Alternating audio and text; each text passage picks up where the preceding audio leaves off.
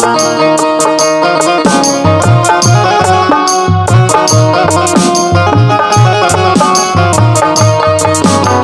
गए। भगवान ने कहा चिंता मत कीजिए, अय धर्मराज जी आप चिंता मत कीजिए। महारथी कर्ण ने वज्र शक्ति निकाल के रख ली है और उसी के द्वारा अर्जुन को मारना चाहता है। अर्जुन बच सकता है पर एक शर्त है। धर्मराज बोले क्या?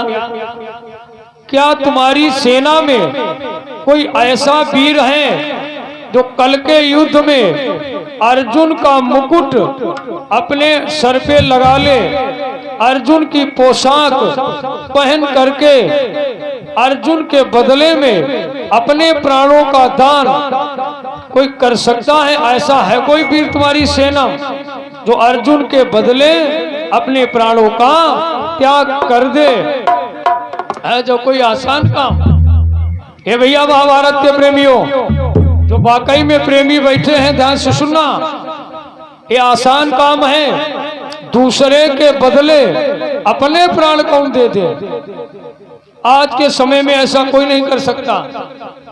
ये तो खाली कह देते हैं लोग,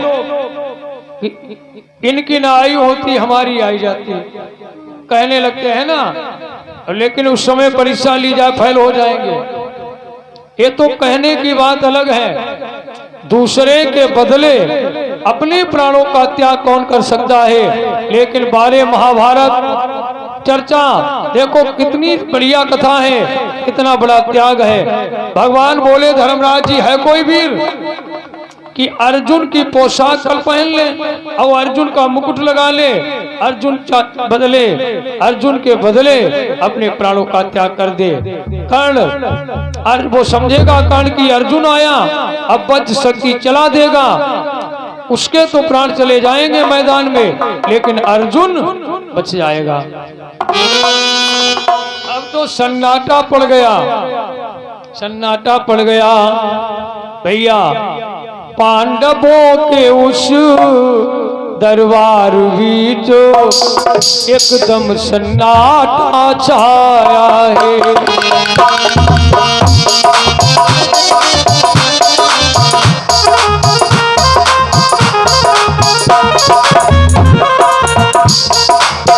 भैया हमारे अंकित भैया देखो ऑटो पैड भी बढ़िया बजाते हैं और ढोलक पर भी साथ दे देते हैं, बहुत बढ़िया।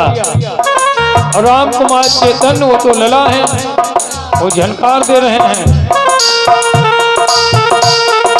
भैया। पांडवों के उस दरबार में एकदम सन्नाटा छाया है। और हुआ क्या?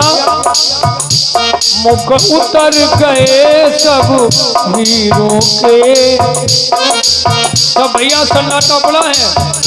मुख उतर गए वीरों के, जठरा दिन पे थी भूख नहीं।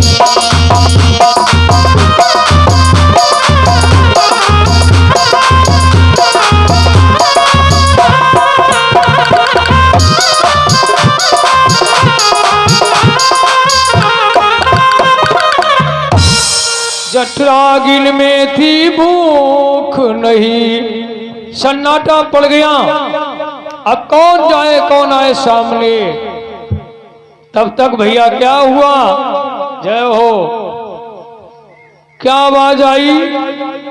वीरों में मैं हूं महावीर, अरिदल का दल में दमन करूं। सामने काल भी आ जाए उसका भी मैं फिर दमन करूं। वीरों में मैं महावीर हूं। और आवाज आई एक काम हमें सौंपो। तो भगवान बोले सामने आओ। देखो कोई नहीं मिला जो अर्जुन के बदले अपने प्राण दे। एक योद्धा आया सामने जिसका नाम क्या था आप जान गए होंगे, महाभारत का सीरियल टेलीविजन पर शायद आपने देखा हो, पढ़ा भी होगा। एक ही वीर आया सामने, उसका नाम था घटोत्कच। घटोत्कच ये भीम का पुत्र है, घटोत्कच। इसका नाम घटोत्कच क्यों था? इसका जो सर था वो बिल्कुल घड़े के समान, जैसे मटका होता है ना, इसका सर मटके के समान था, इसलिए इसका नाम था घटोत्कच। आया सामने। 101 रुपए का दान भैया जी अर्पण करें, बहुत बहुत साधुवाद है।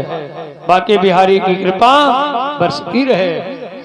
आया घटोत्कच सामने और कहने लगा, अरे कन्हैया, हम कल के युद्ध के लिए तैयार हैं। अर्जुन चाचा के बदले में मैं अपने प्राणों का त्याग करने के लिए तैयार हूं। भगवान बोले, सोच लो, विचार कर लो। अरे घटोत्कच ने का विचार क्या करना, विचार क्या करना इसमें? हम अपने अर्जुन चाचा के बदले में कल के युद्ध में प्राण देने के लिए तैयार हैं। अब पता है माधव, देश के लिए मर जाना, वतन के लिए मर जाना, परोपकार में मर जाना, धर्म पे मर जाना, वो कभी मरता नहीं है, वो सदा अमर रहता है। सबकी जुबान पर उसका नाम रहता है।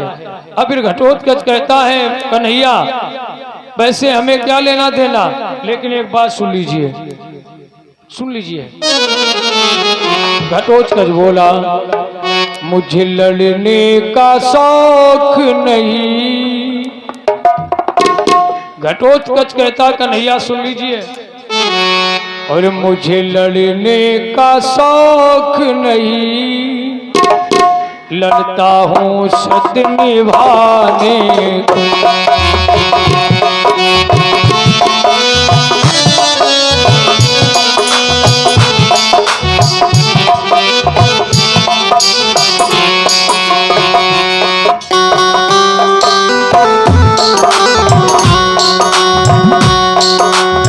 कहने लगा वीर, और मुझे लड़ने का शौक नहीं, लड़ता हूँ सत्य निभाने को।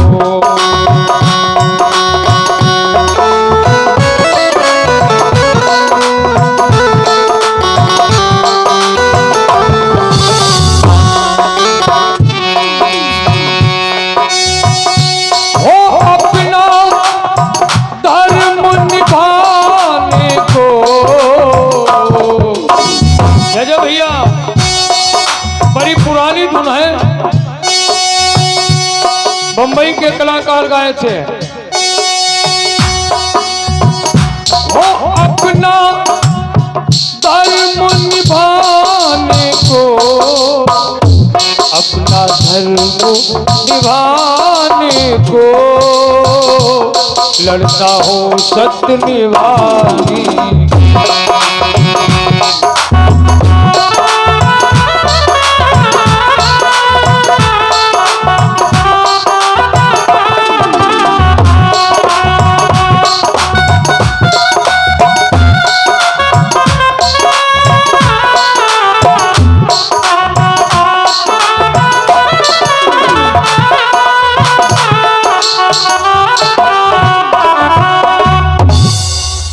कहने लगा घटोत्कच, हमें लड़ने का शौक नहीं, लड़ता हूँ सत्य निभाने को और अपना धर्म निभाने को तैयार हूं मैं। बस वीर ने क्या